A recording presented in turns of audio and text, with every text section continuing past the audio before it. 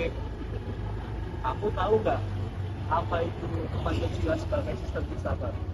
Apa? Nggak tahu ya kamu ya? Sini aku jelasin. Oke, jadi teman-teman tahu nggak sih apa itu perbedaan dari filsafat dan sistem filsafat? Mungkin terlihat sama ya, tapi sebenarnya beda loh. Oke, sini aku jelasin. Jadi filsafat itu diambil dari bahasa Yunani yang artinya philein, itu artinya adalah cinta, dan sophos itu artinya hikmah atau kebijaksanaan. Nah, dalam pengertian lain dijelaskan bahwa filsafat itu diambil dari dua kata, yaitu philos dan sophos, atau philein dan sophia.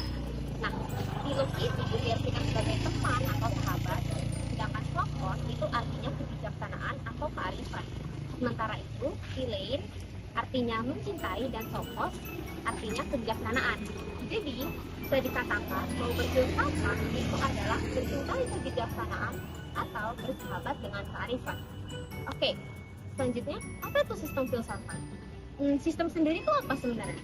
Jadi, sistem itu adalah sebuah kumpulan komponen yang bekerja sama untuk menyelesaikan tugas. Nah, definisi lain dari sistem sendiri itu adalah urutan yang terorganisir dari kombinasi yang dibuat dengan prinsip-prinsip yang rasional. Nah, sebuah sistem itu juga memiliki ciri-ciri yang baik. Nah, ciri-cirinya itu apa? Ciri-cirinya ada 5. Yang pertama, satu unit yang komponen. Lalu yang kedua, setiap komponen itu memiliki peran yang berbeda-beda. Lalu yang ketiga, saling terkait dan saling bergantung satu sama lain. Lalu yang keempat, digunakan untuk mencapai tujuan bersama. Lalu yang kelima, itu terjadi dalam lingkungan yang menantang. Jadi bisa dikatakan bahwa sistem filsafat ada kumpulan ajaran yang terkoordinasi dengan ciri-ciri yang berbeda dengan sistem lain, misalnya sistem ilmiah.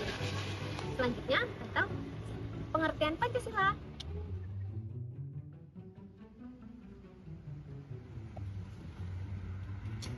Oke teman-teman, di sini saya akan memaparkan materi tentang pengertian Pancasila. Saya akan menjelaskan definisi dan fungsi dari konsep Pancasila. Pancasila adalah dasar falsafah negara Indonesia sebagaimana tercantum dalam pembukaan Undang-Undang Dasar 1945. Oleh karena itu, Pancasila wajib dipelajari, dihayati, didalami, dan diamalkan oleh setiap warga negara dalam segala aspek kehidupan. Yang pertama, saya akan menjelaskan etimologi dan sejarah awalnya. Asal kata istilah Pancasila pertama kali ditemukan dalam kitab Sutasoma karangan Empu Tantular pada zaman Majapahit pada abad ke-14. Arti dalam Sutasoma diartikan sebagai 5 perintah kesusilaan atau Pancasila Karma yang memuat 5 larangan, yaitu yang pertama, melakukan kekerasan, yang kedua, mencuri, yang ketiga, berjiwa dengki, yang keempat, berbohong, dan yang kelima, mabuk akibat minuman keras. Yang kedua, di sini saya akan menjelaskan Pancasila sebagai dasar negara. Pancasila sering disebut sebagai dasar falsafah negara. Dalam konteks ini, Pancasila berfungsi sebagai yang pertama, dasar pengaturan, digunakan sebagai dasar untuk mengatur seluruh negara dan tatanan kehidupan bangsa Indonesia. Yang kedua, ada sumber hukum, merupakan sumber hukum dasar nasional sesuai dengan penetapan MPR nomor 3 Majelis Perwakilan Rakyat tahun 2000. Yang ketiga, ada pedoman pengaturan. Semua pengaturan yang ada dan berlaku di suatu Republik Indonesia harus berpedoman pada Pancasila. Dan yang keempat, ada paradigma pembangunan yang diartikan juga sebagai paradigma pembangunan bangsa, yaitu model kerangka berpikir tentang bagaimana hal-hal yang sangat esensial dan penting dilakukan. Dan yang terakhir atau yang kelima, referensi kritik sosial budaya. Menjadi nilai-nilai dasar referensi untuk kritik sosial budaya dalam proses perubahan politik sosial budaya yang cepat akibat perkembangan ilmu teknologi, memastikan pembangunan yang dinamis dan kontekstual. Dan yang terakhir, saya akan menjelaskan pengertian menurut para tokoh pendiri bangsa. Beberapa tokoh pendiri bangsa yang ahli memberikan pengertian Pancasila, yaitu yang pertama, Muhammad Yamin. Menurut Muhammad Yamin, Pancasila berarti 5. Sila berarti sendi, atas, dasar, atau peraturan tingkah laku yang penting dan baik. Jadi, Pancasila adalah 5 dasar yang berisi aturan tentang tingkah laku yang penting dan baik. Yang kedua, menurut Noto Negoro, Pancasila adalah dasar falsafah dan ideologi negara yang diharapkan menjadi pandangan hidup bangsa Indonesia sebagai dasar pemersatu, lambang persatuan dan kesatuan, serta bagaimana peran bangsa Indonesia dan negara Indonesia. Dan yang terakhir adalah menurut Insinyur Soekarno. Menurut Insinyur Soekarno, Pancasila adalah isi jiwa bangsa Indonesia yang turun-temurun dari abad ke abad. Pancasila tidak hanya falsafah negara, tetapi juga falsafah bangsa Indonesia secara lebih luas. Baik, di sini saya akan menjelaskan kedudukan Pancasila sebagai sistem filsafat. Yang pertama itu pengertian filsafat. Secara etimologi dalam bahasa Yunani, philo atau cinta, dan sophia atau kebijaksanaan yang berarti cinta, kebenaran atau kebijaksanaan. Filsafat adalah ilmu tentang hakikat segala sesuatu yang disusun secara sistematis dan logis. Yang kedua itu Pancasila sebagai filsafat. Pancasila digolongkan sebagai filsafat praktis karena menjadi pedoman hidup dalam bersikap, berperilaku, dan bertindak bagi bangsa Indonesia, yang dimana merupakan hasil perenungan mendalam para pendiri bangsa. Yang ketiga yaitu pendapat para ahli. Yang pertama yaitu Ruslan Abdul. Pancasila adalah falsafah negara dan ideologi kolektif bangsa Indonesia. Yang kedua yaitu Noto Negoro. Filsafat Pancasila memberikan pengetahuan tentang hakikat Pancasila. Yang ketiga itu Tono dan Purwosoeputro. Pancasila merupakan kumpulan pengetahuan yang lengkap dan tersusun sistematis dalam suatu bidang. Selanjutnya saya akan menjelaskan penjabaran filsafat dalam Pancasila. Yang pertama itu objek filsafat, terbagi menjadi 3. Yang pertama, objek material, segala sesuatu yang ada, Tuhan, manusia, dan alam semesta. Yang kedua yaitu objek formal, esensi atau hakikat dari sesuatu. Yang ketiga, nilai-nilai Pancasila menggambarkan filsafat yang bersumber dari budaya, adat, dan kehidupan bagi bangsa Indonesia. Yang kedua itu ada metode filsafat, yang dimana menggunakan metode perenungan mendalam untuk menemukan hakikat, mencari esensi nilai dari sila-sila Pancasila. Yang ketiga yaitu sistem filsafat. Setiap filsafat adalah sistem yang utuh, teratur, dan memiliki independensi, yang dimana Pancasila juga merupakan sistem yang unsur-unsurnya atau kelima sila yang berkaitan dan tidak dapat dipisahkan. Yang terakhir yaitu universitas filsafat. Filsafat bersifat universal karena memuat pengetahuan umum dan mendasar. Pancasila memenuhi unsur universalitas karena nilai-nilainya berlaku bagi seluruh bangsa Indonesia dan bersifat menyeluruh. Selanjutnya, Pancasila sebagai sistem filsafat Indonesia, yang dimana nilai Pancasila digali dari adat, budaya, kepercayaan, dan agama dan tradisi bagi bangsa Indonesia, yang dimana menjadi dasar memandang alam, manusia, masyarakat, bangsa, serta makna hidup, yang dimana dijadikan dasar dalam memecahkan masalah kehidupan bermasyarakat, berbangsa, dan bernegara.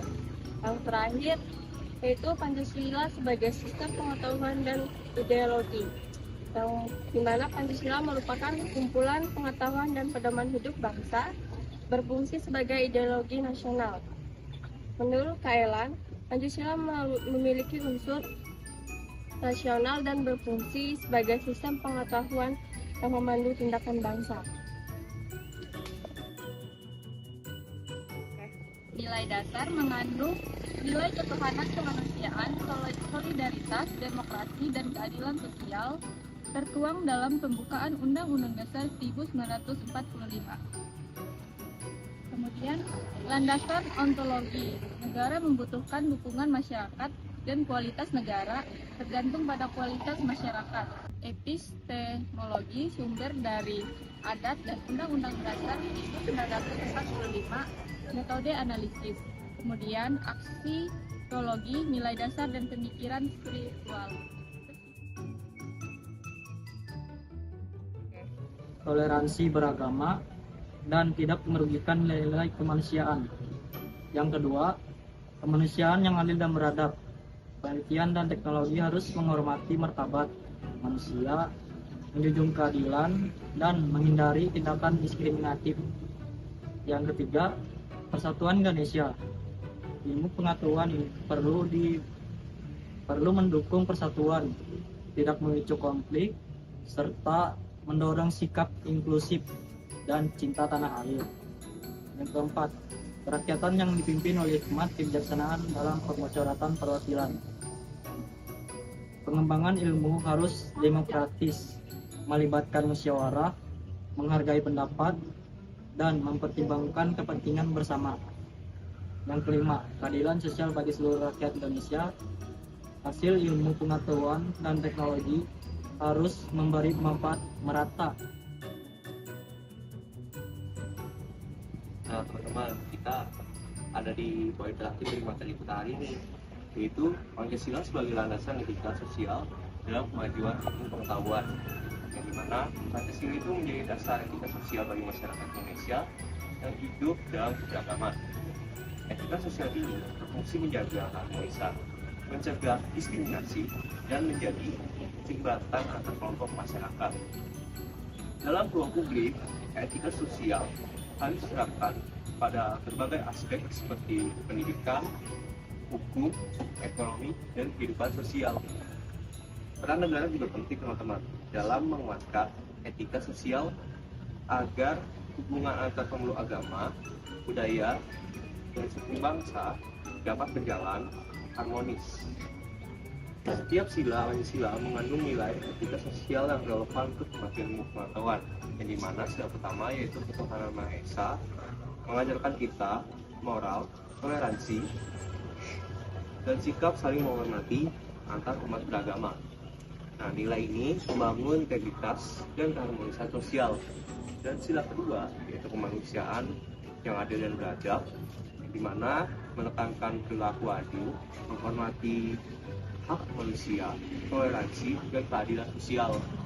Dalam ilmu pengetahuan ini, nilai ini membangun integritas dan keharmonisan sosial. Dan ada sila ketiga yaitu persatuan Indonesia, mengajarkan kita solidaritas, kerjasama, serta menghindari diskriminasi. Dalam perkembangan ilmu, persatuan menjadi dasar kolaborasi dan kemajuan bersama. Dan sila keempat yaitu kerakyatan yang dipimpin oleh hikmat dalam kebijaksanaan, menekankan kita untuk musyawarah dan partisipasi aktif dalam pengambilan keputusan. Dalam konteks ilmu ini berarti menghargai pendapat, mendengarkan temuan ilmiah, dan bersikap bijaksana dalam menerima informasi. Dan sila terakhir yaitu keadilan sosial bagi seluruh rakyat Indonesia, yang dimana menjamin pemerataan akses terhadap pendidikan, ekonomi, dan kesempatan hidup. Dalam pengetahuan ini, sila ini menuntutkan kesetaraan hak untuk belajar dan mengembangkan pengetahuan bersama.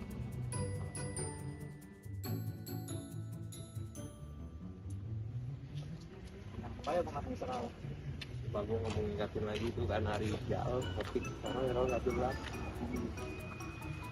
Bisa menit penting cuy.